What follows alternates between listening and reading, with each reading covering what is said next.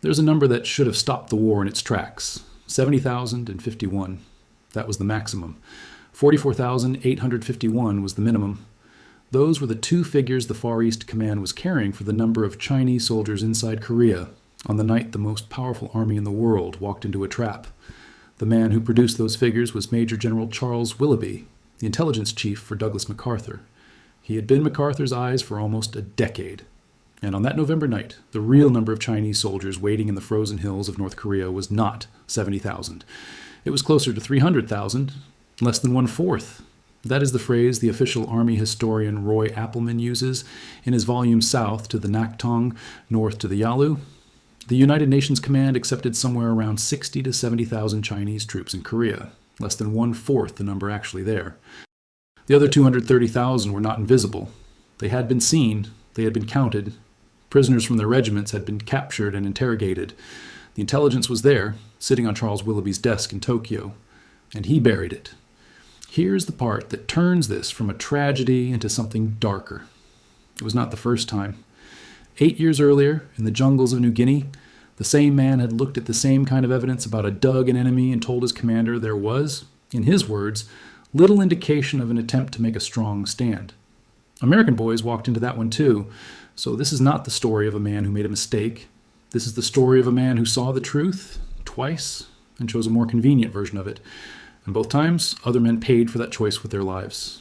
A lot of you in the comments have been asking for this one. Some of you served in Korea. Some of you had fathers in the Second Infantry Division, or grandfathers who froze on the road south from the Chosin Reservoir. I want to do this one justice, because the men who died in these stories were failed long before they ever heard a Chinese bugle in the dark. Most of you already know MacArthur. What far fewer people know is the name of the officer who fed him the picture of the world he wanted to see. So let me put this man on trial.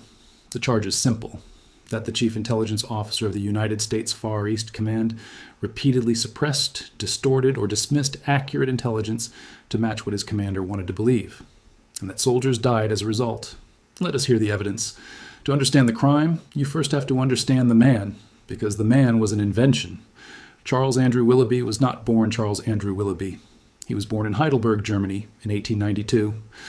And depending on which story you believe, he was either the son of a German baron named Chepe Weidenbach and an American mother from Baltimore, or he was the son of a rope maker named August Weidenbach. Willoughby spent his life selling the first version. He claimed noble German blood, an aristocratic father, an education at Heidelberg and the Sorbonne. The German magazine Der Spiegel later went digging through the Heidelberg birth registry and found an entry for that exact date. It recorded the birth of a boy named Adolf August Weidenbach, son of a rope maker. Not a baron, a tradesman. Now, this is a disputed point, and I want to be honest with you about that, because this audience checks. The aristocratic story cannot be fully disproven, and Willoughby took the truth, whatever it was, to his grave. But the documentary record points hard toward the rope maker. And I think that matters, because it tells you something about the man at the very root of him. Before Charles Willoughby ever falsified an intelligence estimate, he had already invented an entire self. He had already decided that the convenient story was the one worth telling, and the grander, the better. He changed his name.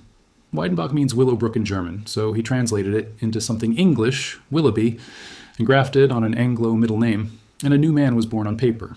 He emigrated to America in 1910, enlisted in the army as a private, and clawed his way up. He earned a commission, served on the Mexican border and in the First World War, and slowly built the career of a competent, ambitious, deeply self-regarding officer. He was genuinely capable in some respects.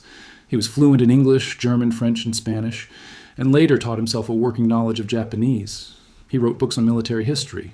He was not a fool, and I want to be clear about that, because the easy version of this story makes him a buffoon, and he was not a buffoon. A buffoon is harmless. Willoughby was something more dangerous than a fool. He was a clever man with bad judgment and worse loyalties. And here is the detail that should make the hair on your neck stand up. This man admired fascists, openly, proudly.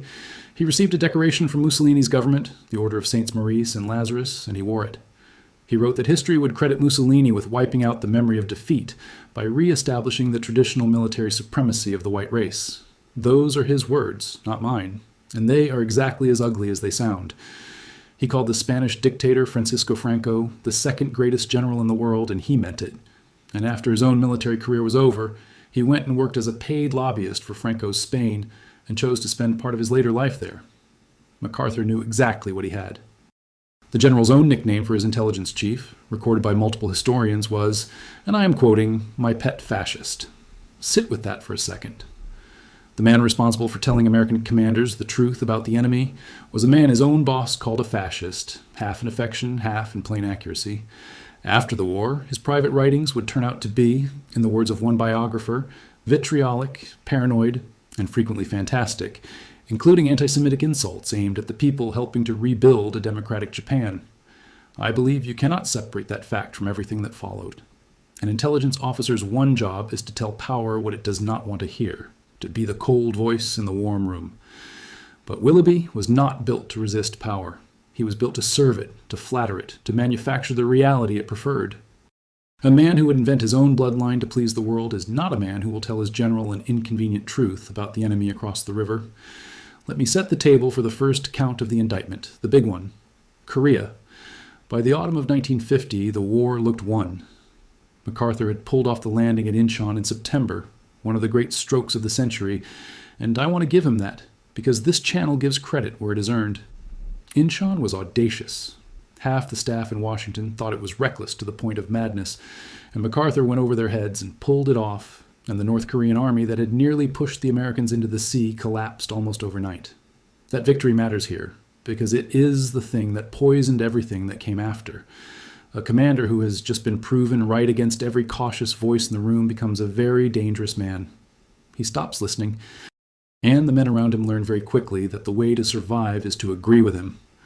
American and South Korean forces were racing north toward the Yalu River, the border with Communist China, and the talk at headquarters was that the boys would be home by Christmas.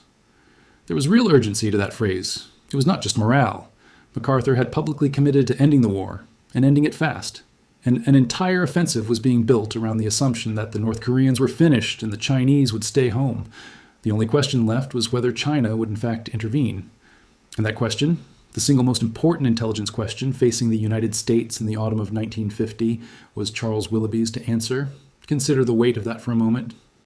China had told the world, through its premier Zhou Enlai and through the Indian ambassador in Beijing, that if American troops crossed the 38th parallel and drove for the Yalu, China would not stand by.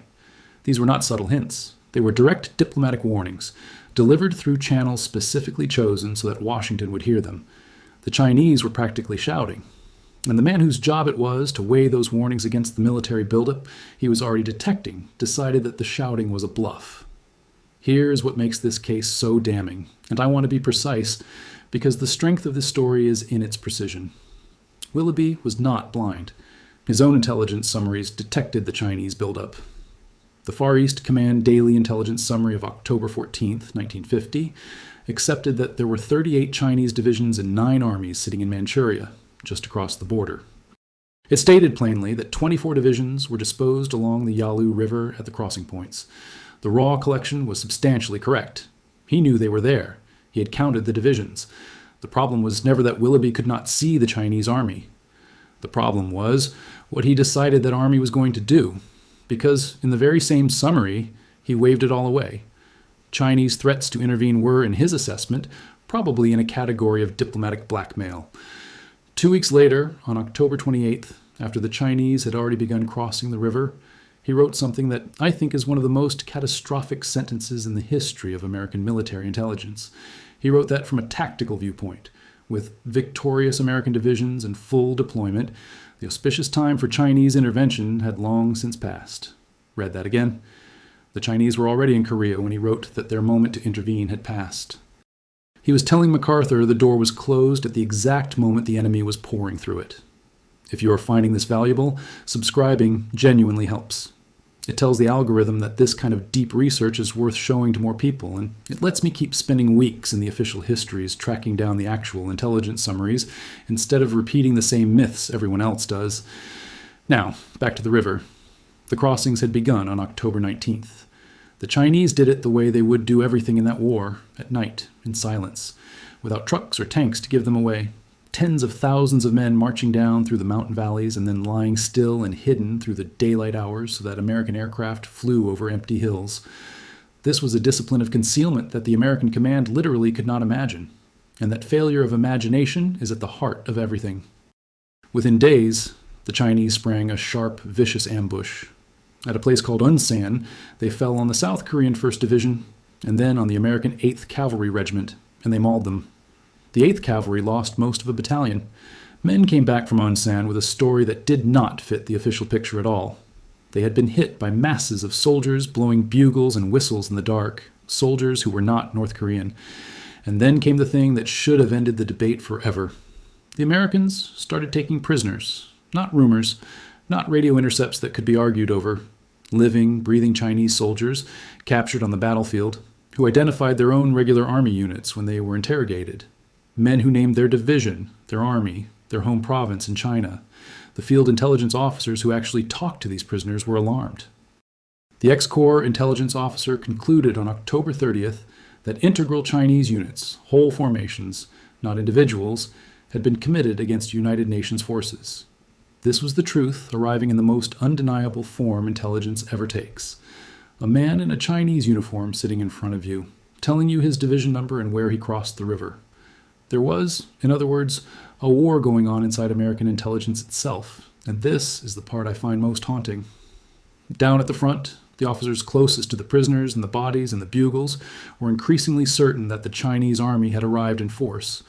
Up in Tokyo, hundreds of miles from any of it, the headquarters kept insisting it had not. The men with the most direct evidence had the least power. The man with the most power had the least direct contact with the evidence. And in any sane system, the alarm from the front would have overridden the optimism from the rear. In MacArthur's system, it went the other way. And here is what Charles Willoughby did with that man in the cage. He explained him away. The word that came back from Tokyo was that these were volunteers. Not the regular Chinese army, just enthusiasts who had wandered south to help their North Korean comrades. Willoughby's headquarters concluded that probably only a battalion of volunteers from each identified division was actually in Korea, which is a remarkable piece of reasoning when you think about it, because it takes the existence of whole identified divisions and shrinks each one down to a fraction of itself by pure assertion. The historian David Halberstam, in his magnificent book The Coldest Winter, records that when an obviously Chinese prisoner was brought in, word came down from Willoughby's people that the prisoner was simply a Korean resident of China who had volunteered to fight.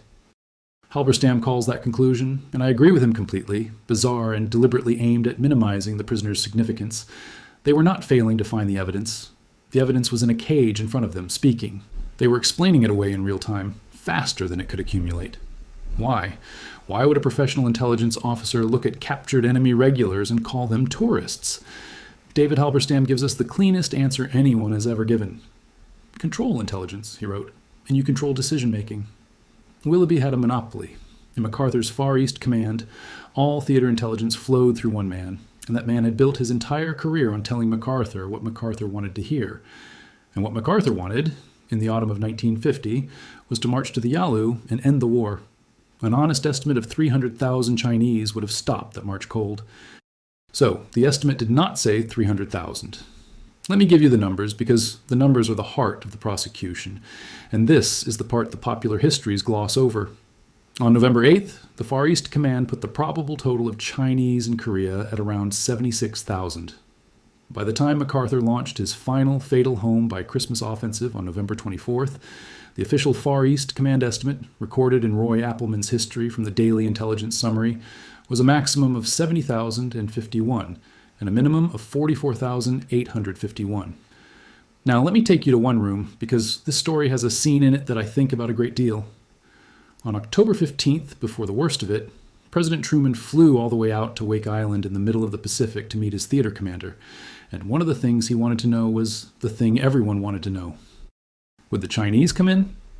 And MacArthur, drawing on the picture his intelligence chief had built for him, told the President of the United States that the chance of Chinese intervention was very little, and that even if they tried it, only 50 to 60,000 of them could even be gotten across the Yalu River, where American air power would slaughter them. The President of the United States flew home reassured. The general said 50 to 60,000. His intelligence chief backed him up with 44 to 70,000. The actual number already gathering in the hills, or about to be, was 300,000. Roughly 230,000 soldiers that the most expensive intelligence apparatus on Earth simply refused to count. I want to be careful and fair here, because there was a separate track. The CIA, working independently in Washington, produced its own estimates, and they were lower still in early November, around 30 to 40,000, before climbing later in the month. So the failure was not Willoughby's alone in the abstract. But Willoughby was the theater commander's intelligence officer, the man on the ground in Tokyo with the prisoners and the field reports in hand, and the estimate that armored MacArthur's decision to advance was Willoughby's estimate. The buck, on the ground, stopped at his desk, and then the trap closed. On the night of November 25th into the 26th, the Chinese attacked. And here is where the indictment stops being about paper and starts being about men. MacArthur cabled Washington on November the 28th with a sentence that admitted the entire catastrophe in 5 words. "We face," he wrote, "an entirely new war." It was the same war. It had always been the same war. The only thing that was new was that his own headquarters had finally been forced to count the enemy it had spent a month pretending was not there. What followed was the longest retreat in the history of the United States Army. The soldiers called it the Big Bug Out. Roughly 120 miles in 10 days, an army that had been talking about going home now running south through the snow to keep from being annihilated. But retreat is an abstraction. Let me tell you what it actually cost unit by unit, because these are the men this channel exists to remember. Start with the Second Infantry Division at a place called Kunu. To cover the withdrawal of the rest of the 8th Army back to the south, the 2nd Division was ordered to hold its position and then to escape down a single road that ran through a 6-mile gauntlet of Chinese fire. Picture it the way the men experienced it. A narrow dirt road in a valley, with high ground rising steeply on both sides, and the Chinese sitting up on that high ground in prepared positions with machine guns and mortars, looking straight down onto the only path out. There was no way around. The division had to drive its trucks and its men and its guns straight down the middle of a kill zone several miles long, while the enemy fired down into it from both sides at once. The men later called it simply the Gauntlet, with a capital letter. The way you name a thing you survived. It was a massacre in slow motion. Vehicles were hit and burned and blocked the road, and the columns behind them had to push the wreckage aside or abandon their own trucks and run. Wounded men were left where they fell because there was no stopping. The official Army history records that the division came out the other end with about 1/3 of its men dead, wounded, or missing. 1/3 of a division gone on a single road in a single day and night. The casualty counts vary by source, and I will give you the range honestly because precision is the whole point of this channel. One detailed accounting puts the division's losses in that gauntlet at around 4,940 men, along with 46 artillery pieces abandoned on the road because there was no way to get them out. Other figures put the loss closer to 4,000. Either way, it was one of the worst single defeats an American division suffered in the entire war. The 38th Field Artillery Battalion, an entire battalion of artillerymen, was reduced to 65 surviving enlisted men. 65. Read that number slowly. A battalion is hundreds of men. They came out as 65. Attached to the 2nd Division was a brigade of Turkish soldiers, allies who had come halfway around the world to fight in a country most of them had never heard of. And they fought at Kunu with a ferocity that American veterans remembered with awe for the rest of their lives. There are accounts of the Turks fixing bayonets and going at the Chinese hand to hand when their ammunition ran low, and they were shattered doing it. The American official history puts the Turkish brigade's casualties at around 936, and it was rendered combat ineffective, used up as a fighting unit. The Turkish records give a lower figure for one particular phase of the fighting, and I flag that discrepancy honestly because some of you will know it, but by any count, the brigade was wrecked covering the retreat of an army that should never have been caught in the first place. And then it got worse, because at the same time, on the other side of the Korean peninsula, near the Chosin Reservoir, a piece of the United States Army was being erased from the order of battle entirely. The plan had sent the X-Corps up the eastern side of Korea, separated from the 8th Army in the west by a wide belt of trackless mountains, the two halves of the army out of supporting distance from each other. This is itself a consequence of the intelligence failure. You do not split your army into two pieces that cannot help each other if you believe there are 300,000 enemy soldiers waiting to drive between them. You only do that if you believe the enemy is a fraction of its real size. The dispersal that doomed these men was built on Willoughby's numbers. East of the reservoir was a force built around the 31st Regimental Combat Team, a few thousand soldiers, Army, not Marines, who had been pushed up the eastern shore of the frozen lake. They would become known to history as Task Force Faith, after Lieutenant Colonel Don Faith, who took command when the senior officer was killed early in the fighting. They were hit at night, in temperatures far below zero, by the full weight of a Chinese army group that Willoughby's estimates said should not have existed. For days they held, surrounded, their wounded freezing, their weapons jamming in the cold, no relief able to reach them across the ice. When Faith finally led a breakout to try to reach the Marine lines, the column was cut to pieces. Of roughly 2,500 men who began that breakout on the 1st of December, fewer than 350 reached the Marine perimeter at Hegaroo-Ree in any condition to fight. Think about that ratio. Of the men who eventually straggled in, only a few hundred could still hold a rifle. Over 1,000 were killed in the fighting or died afterward in Chinese captivity. The task force commander, Lieutenant Colonel Faith, was killed leading the breakout and was awarded the Medal of Honor after his death, though his body was not recovered for more than 60 years. Colonel Alan McLean, the man who first commanded that force, was captured and died, and he was the highest-ranking American officer killed in the entire Korean War. The combat team was, in plain military terms, the largest American unit destroyed on that side of the reservoir. 90 to 95% of it killed, wounded, or captured. An entire combat formation gone. And here is the bitter mathematics of it. Those men, sacrificed almost to the last, tied down Chinese divisions long enough to help the Marines on the other side of the reservoir survive. They died buying time that intelligence should have bought them weeks earlier with a single honest sentence. I want to give you the total for the Chosin campaign, because the Cole did almost as much killing as the Chinese, and this is a detail this audience understands in its bones. Many of you, or your fathers, know what real cold does to a body. The temperatures around the reservoir dropped to 30, 40 degrees below zero at night. Weapons froze. The oil in the rifles and machine guns turned to glue. Morphine syrettes froze solid and had to be thawed in a medic's mouth before they could be used on a wounded man. Blood froze. Rations froze into bricks that could not be eaten. And the men froze, slowly, in their foxholes. Even the ones the Chinese never touched. Across the X-Corps, the battle casualties, the men shot and shelled and bayoneted, came to 10,495. The non-battle casualties, and that means overwhelmingly frostbite, men whose feet and hands and faces froze, men who lost toes and fingers and worse, came to 7,338 more. Add them together, and you get 17,833 Americans and allies, casualties of a campaign fought in a place the High Command had sent them into believing the enemy was a fraction of its real strength. The 1st Marine Division alone lost 604 men killed in action, another 114 who died of their wounds, 192 missing, and nearly 3,500 wounded. Now, the Marines fought their way out as a coherent fighting division, and they fought their way out magnificently in one of the great feats of arms in American history, bringing their wounded and their dead and their equipment with them down a single mountain road through encircling Chinese divisions. And that is to the eternal credit of the Marines and of men like Major General O.P. Smith, who commanded that division and who had the professional courage to be cautious when caution was deeply unfashionable at headquarters. Smith had distrusted the optimism flowing down from above. He had deliberately slowed his advance, consolidated his units, built up supply dumps and an airstrip at Hegaroo-Ree, precisely because he did not believe the reassuring picture he was being handed.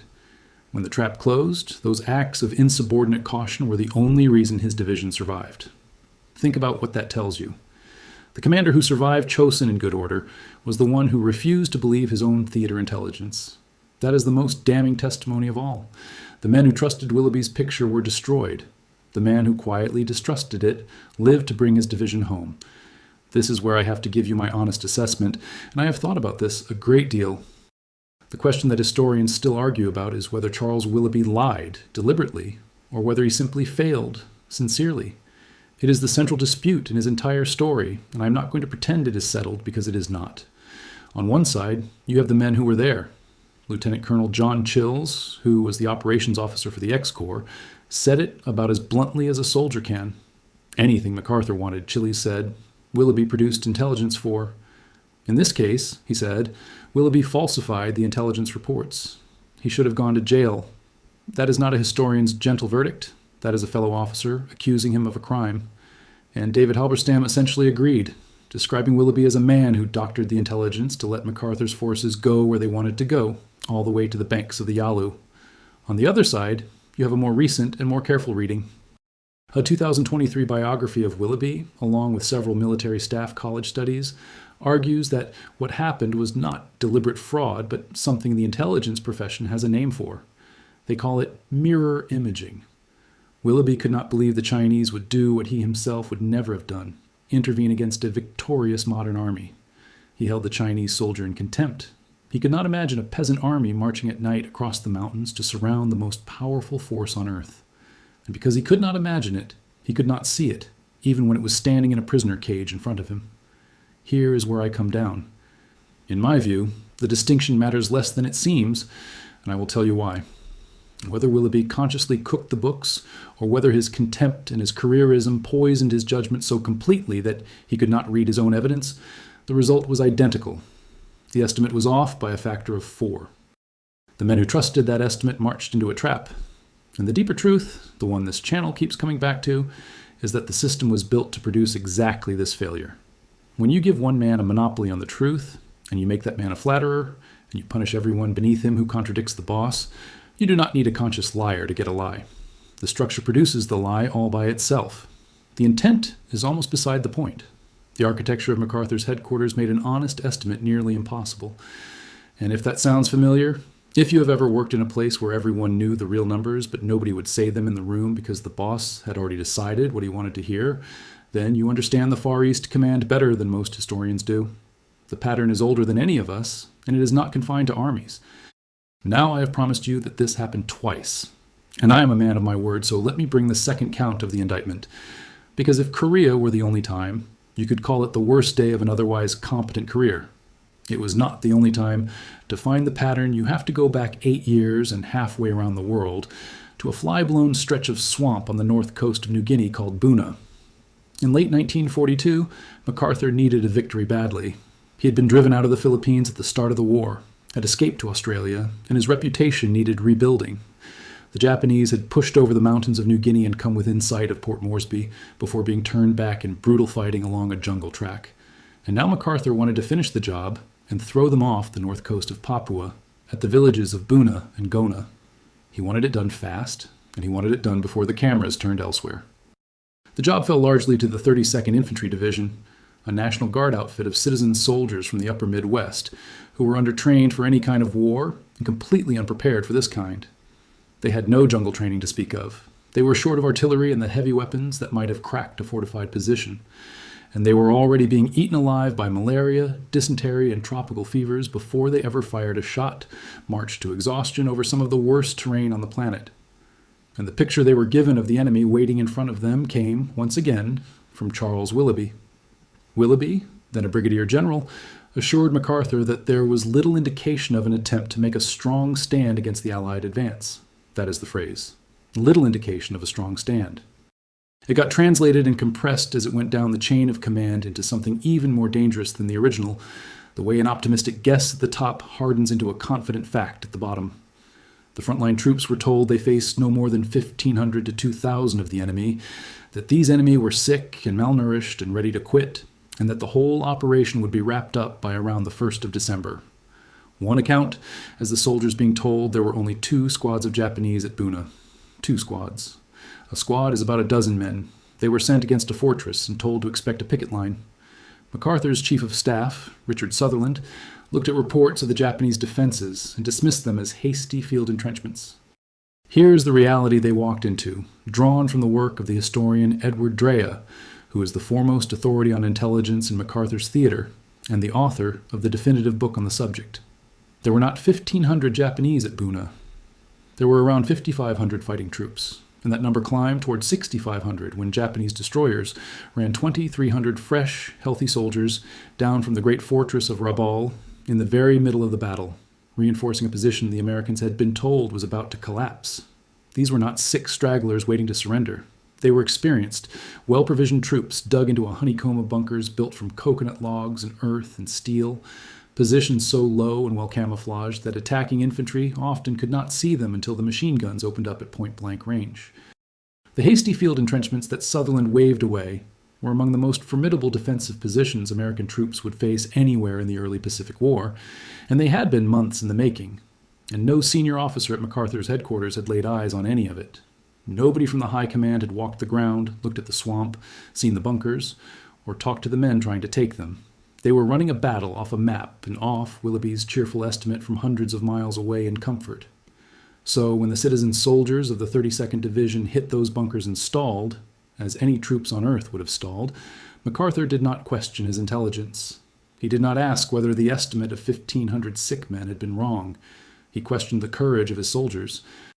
He decided the division had no fight in it, relieved its commander, and sent in Robert Eichelberger with one of the most brutal orders ever given to an American general.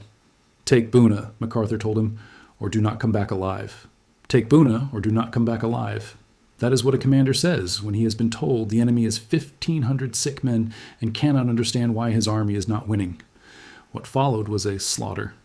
The 32nd Division, sick, exhausted, and undergunned, was fed into repeated frontal assaults against fortifications that its own commanders had been told barely existed. Men crawled through swamp and kunai grass into interlocking machine gun fire. By the time Buna finally fell in January of 1943, the division had lost around 690 men killed and another 1,700 wounded, with roughly 2,900 more pulled out of the line, not by bullets, but by tropical disease. Men too sick to stand. Eichelberger himself, a tough and honest soldier, later said the casualty rate at Buna exceeded the rate at Guadalcanal by something like 3-1. The grim joke among the survivors was to name a corner of the military cemetery after the general who had driven them into it. And the whole disaster traces back, in significant part, to an intelligence chief who told his boss the comfortable thing instead of the true thing. Little indication of a strong stand. Now I can already hear the most careful viewers, the ones who have read Drea themselves, getting ready to type a correction, so let me get ahead of you, because you are right to demand precision. Buna was not Willoughby's failure alone. MacArthur's pressure for a fast victory, the rush, the refusal to send anyone forward to see the ground, all of that belongs to the headquarters as a whole. And I am not going to claim Willoughby controlled the code breaking. He did not. The signals intelligence in the Pacific ran through a separate unit under a different officer. Willoughby's job was to take the intelligence and interpret it and pass it up the line, and that is exactly where he failed. He was not the man who intercepted the message. He was the man who read it and told MacArthur not to worry. The failure was not collection. It was interpretation, bent to fit what command wanted to believe. And that, I would argue, is the more damning charge, not the lesser one. Because Buna was not a one-off, either. This was a habit. Let me give you the pattern, because the pattern is the case.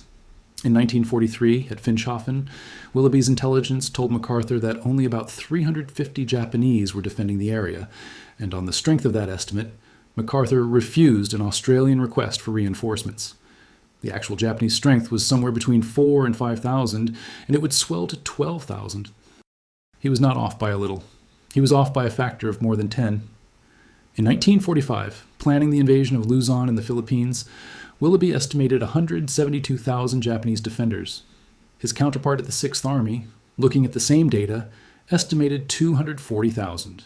The real number was 287,000, and MacArthur waved away both estimates as too high because they were inconvenient. The most honest verdict on Willoughby's intelligence work came from an unlikely source. It came from MacArthur himself. The general reportedly said that there had been 3 great intelligence officers in history, and then added, "Mine is not one of them." He knew. He kept him anyway. And I think that is the most revealing fact in this entire story. MacArthur did not keep Willoughby because Willoughby was good at intelligence. He kept him because Willoughby was good at producing the intelligence MacArthur wanted. A truthful G2 would have been an obstacle. A loyal one was an asset. Willoughby's value to MacArthur was not accuracy. It was agreement. This is the systemic indictment, and it is bigger than one strange German-American officer with a fake title of nobility. The United States Far East Command had built a machine for manufacturing comfortable conclusions, and Willoughby was only one gear in it, the most important gear, but still a gear. MacArthur personally drafted or closely controlled the headquarters communiques, the official press releases that told the world and the American public how the war was going, and veteran war correspondents who covered that theater considered them a farce, a word more than one of them used. Enemy casualties were inflated to make victories look larger. American casualties were minimized or buried. Battles were declared won before they were actually finished. The communiques were not journalism, and they were not honest record-keeping. They were advertising for the reputation of one man. Let me give you the single cleanest example of how detached that official picture was from reality. After the Leyte campaign in the Philippines, a headquarters communique in late December of 1944 announced that the operation was closed except for minor mopping up. Closed. Mopping up. Those are the words of a victory essentially complete. After that announcement, after the war on Leyte was officially declared all but over, the American Eighth Army went on to kill another 27,000 Japanese soldiers on that same island. 27,000 enemy dead in an operation the headquarters had already filed under finished. That single number tells you everything about the relationship between the official picture and the ground truth. The mopping up killed 27,000 men. In a machine built to produce that kind of advertising, intelligence cannot be a neutral search for the truth. It becomes a branch of public relations, a department for confirming what the boss has already announced. And Charles Willoughby was the perfect officer to run that department, because he had been manufacturing convenient versions of reality his entire life, since long before he ever wore an American uniform. The man who turned a rope maker into a baron is the same man who turned 300,000 Chinese soldiers into 70,000 and turned 5,500, dug-in Japanese into 1,500 sick stragglers. It is the same skill applied to a larger canvas. It is the same instinct. Make the story flatter the powerful man you serve, and let someone else, someone far away, someone young and freezing on a road in the dark, deal with the consequences. And here's the thing about a machine like that. It does not just fail once and get corrected. It punishes the very people who could correct it. The officers down at the front who saw the Chinese clearly, who interrogated the prisoners and counted the bodies and sent their alarmed reports up the chain, those officers were not rewarded for being right. Being right in that system meant contradicting the headquarters, and contradicting the headquarters was a career-ending act. So the truth that existed at the bottom of the organization could never climb to the top, because every rung of the ladder was held by someone who had learned that agreement was safer than accuracy. The pattern was not Willoughby alone. The pattern was an entire structure designed almost perfectly to keep unwelcome truth away from the man who most needed to hear it. Let me steelman the defense, because this channel does not do hit jobs, and because the strongest case against a man is the one that has already survived the best arguments anyone can make in his favor. There are real things to say for Charles Willoughby, and I am going to say them. He was personally brave. He was one of the original Bataan Gang, the small circle of officers who escaped from the besieged Philippines with MacArthur in the spring of 1942, running the gauntlet of Japanese patrols at night on a patrol torpedo boat through dangerous waters. That took nerve, and he had it. He was genuinely intelligent, as I have said, fluent in several languages, a serious, if eccentric scholar of military history who could discuss campaigns across centuries. He was loyal, ferociously, totally loyal, and loyalty is a real virtue even when it is aimed at the wrong object. And the intent question, as I have stressed throughout, is genuinely unresolved. The kindest reading of Korea, and it is not a crazy reading, is that Willoughby was a victim of his own certainty rather than a deliberate liar. On this view, he was a man so absolutely sure he understood the enemy that he could no longer process evidence that he was wrong. He held the Chinese soldier in contempt, an undertrained peasant in cloth shoes, and he simply could not conceive that such an army would dare, or could manage, to march at night across trackless mountains to surround the most powerful military force on earth. And because he could not imagine it, he could not see it, even when it was sitting in a prisoner cage in front of him giving its division number. Psychologists who study intelligence failure have a name for this. They call it mirror imaging, the assumption that the enemy will only do what you yourself would do in his place. By that reading, Willoughby was not a criminal. He was a man trapped inside his own arrogance, which is a more common and more human failing. Even the historians least sympathetic to Willoughby tend to leave a little room. John Ferris, writing on intelligence in the Second World War, called him a candidate for one of the 3 worst intelligence officers of that entire war. But notice the word, a candidate. Ferris, a careful scholar, left the verdict open, allowed for argument, did not slam the door, and a more recent biography, published in the last few years, has tried to offer at least a partial rehabilitation, arguing that Willoughby has been made a convenient scapegoat for failures that were spread much more widely across the American command and the intelligence community as a whole. I have read the case for the defense. I take it seriously. I want you to know it exists, because a man who only ever shows you the prosecution is not giving you history. He is giving you a sermon. But here's where the defense collapses for me, and I want to be honest that this is now my personal judgment, sourced as carefully as I can manage, but mine to own. An intelligence officer is not judged the way a line officer is judged, and he should not be. A line commander can be forgiven for guessing wrong, because the fog of war is real. The enemy gets a vote, and no one can see everything. But the intelligence officer's entire reason for existing is to pierce that fog and to carry the truth to the man making the decisions, especially when that truth is the last thing the commander wants to hear. That is the job. That is the whole of the job. The cold voice in the warm room, the man willing to be unpopular at the conference table so that men do not die in the field.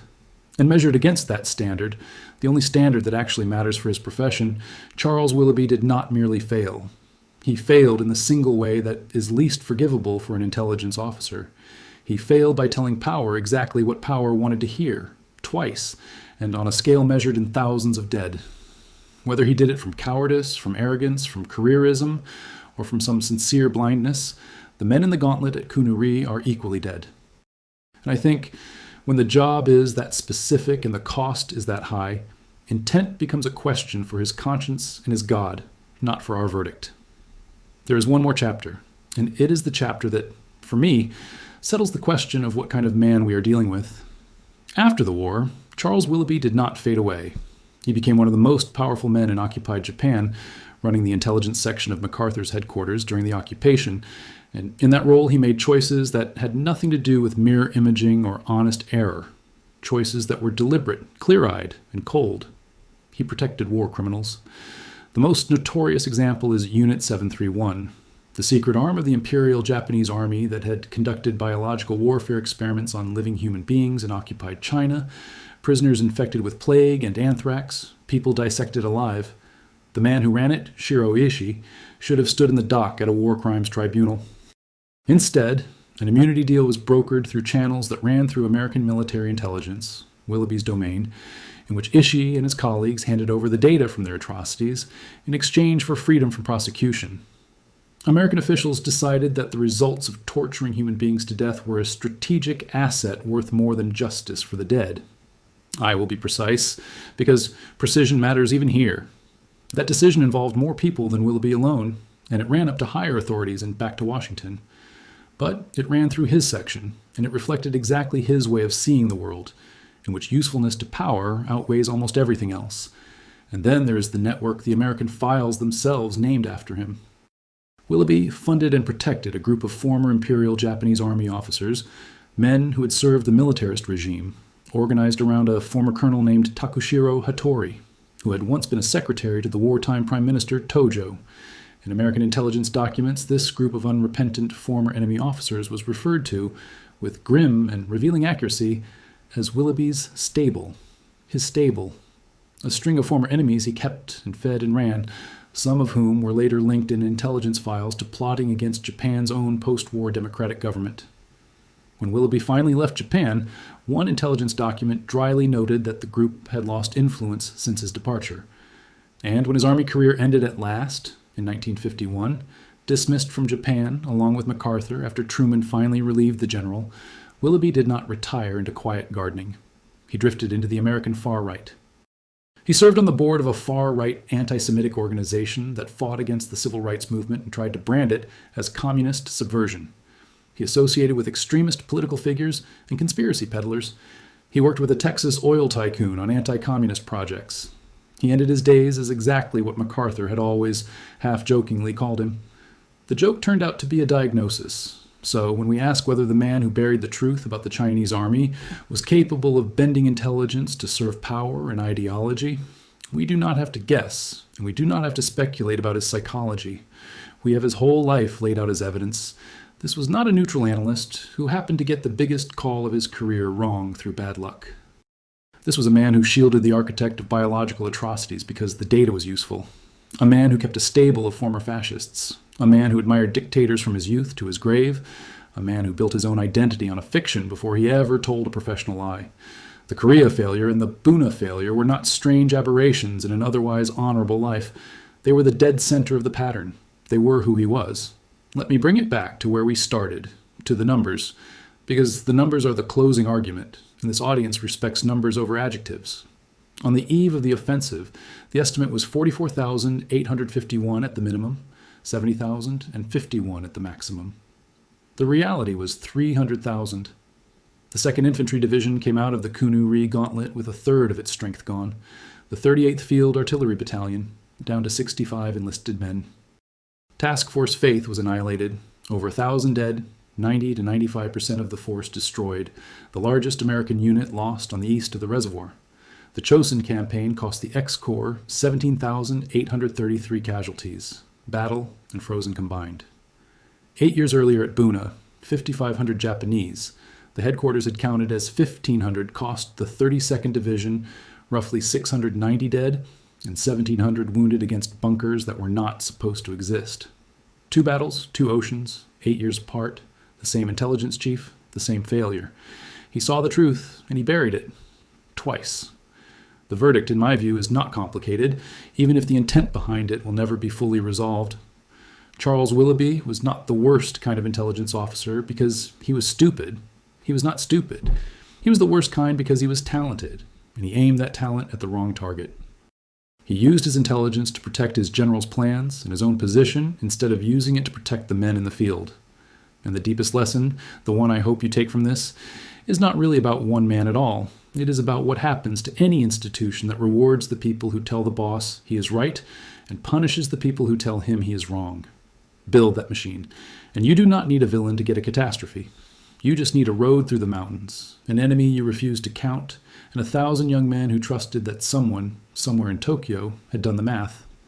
If your father or your grandfather served in the Second Infantry Division at Kunu, or fought their way out from the Chosin Reservoir, or bled in the swamps at Buna, I would genuinely like to hear about it.